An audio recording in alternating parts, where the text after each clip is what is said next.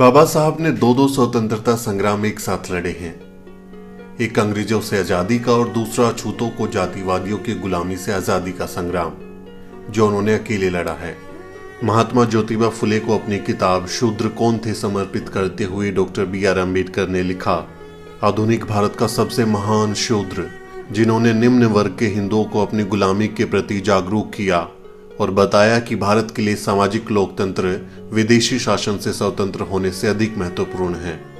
आजादी के बारे में बाबा साहब कहते हैं, सिर्फ राजनीतिक रूप से स्वतंत्र होना काफी नहीं है, जरूरत इस बात की भी है कि कैसे भारतीय राष्ट्र का निर्माण किया जाए जहां हर नागरिक के पास धार्मिक और राजनीतिक अधिकार हों, ताकि हर व्यक्ति को विकास का समान अवसर मिले।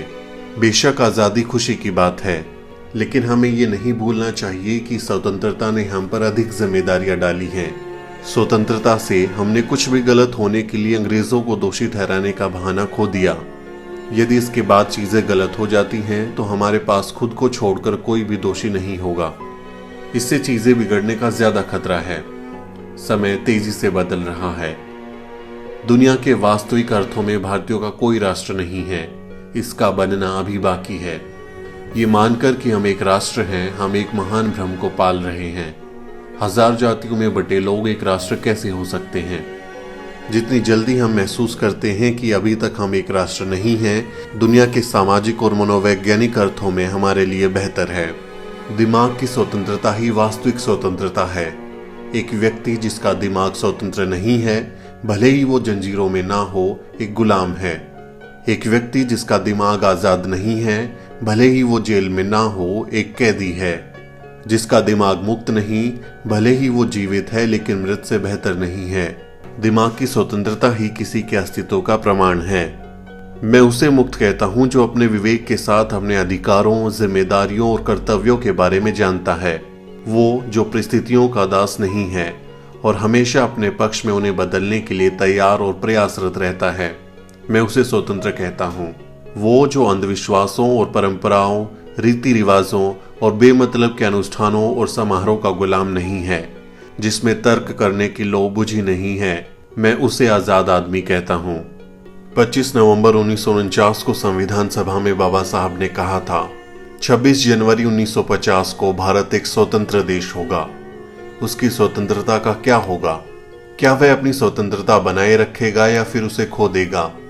ये पहला विचार है जो मेरे दिमाग में आता है। ऐसा नहीं है कि भारत कभी एक स्वतंत्र देश नहीं था।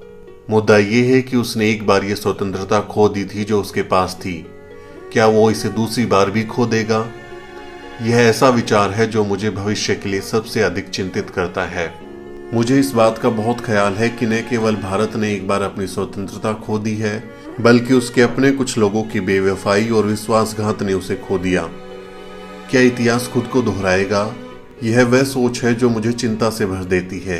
ये चिंता इस बात से गहरा जाती है कि जातियों और पंथों के रूप में हमारे पुराने शत्रुओं के अलावा हमारे पास कई राजनीतिक दलों के साथ विविध और विरोधी राजनीतिक पंथ हैं। क्या भारतीय देश को अपने पंथ से ऊपर रखेंगे या वे देश के ऊपर पंथ को जगह देंगे? मुझे नहीं पता, लेकिन इतना तय है कि यदि पार्टियां देश के ऊपर पंथ को स्थान देती हैं तो हमारी स्वतंत्रता को दूसरी बार संकट में डाला जाएगा और शायद हमेशा के लिए खो दिया जाएगा।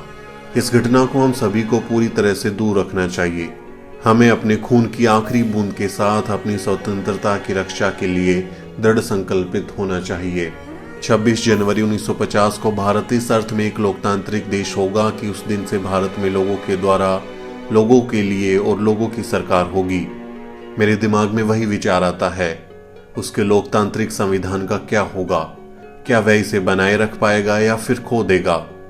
ये दूसरा विचार है जो मेरे दिमाग में आता है और मुझे पहले की तरह चिंतित करता है। बाबा साहब अम्बेडकर के लिए सामाजिक लोकतंत्र किसी भी चीज से ज्यादा अहम था और आज तक भारत इसे हासिल नहीं कर पाया है।